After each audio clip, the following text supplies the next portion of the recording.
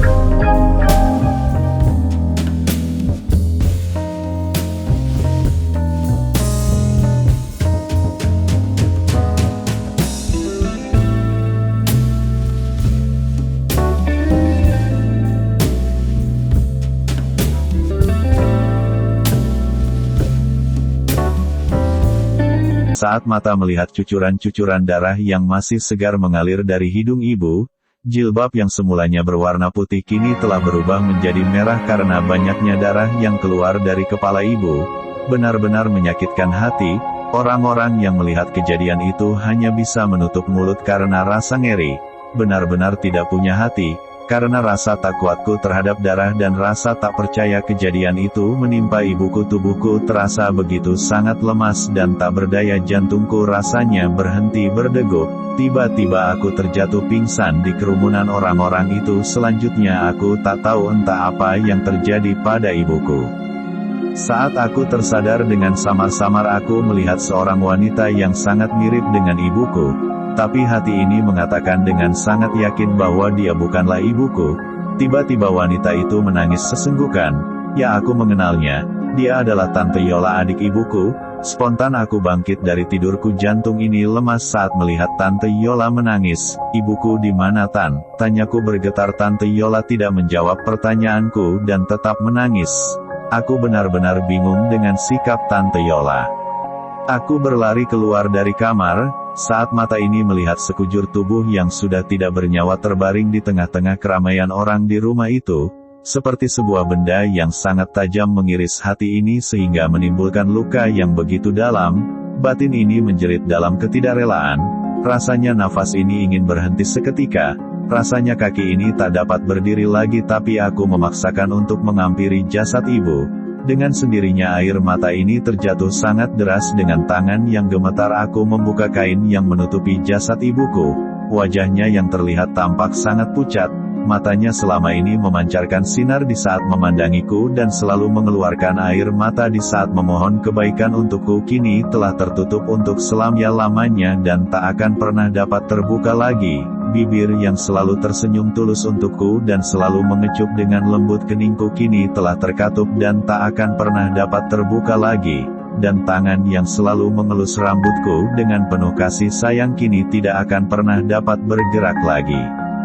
Seperti sebuah mimpi buruk dalam tidurku dan aku berusaha untuk keluar darinya, tapi tidak bisa. Kejadian itu benar-benar nyata. Orang yang selama ini menyayangiku dengan tulus, yang selalu bangun di tengah malam, hanya untuk mendoakan kebaikan untukku, kini telah pergi meninggalkanku untuk selama-lamanya.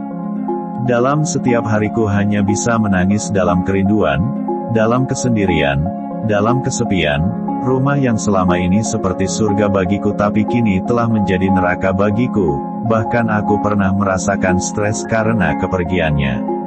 Tapi seiring berjalannya waktu aku menyadari bahwa kematian adalah sebuah takdir yang tidak dapat diubah dan harus siap untuk menghadapinya. Hingga akhirnya diri ini dapat merelakan kepergiannya dan selalu mendoakan kebaikan.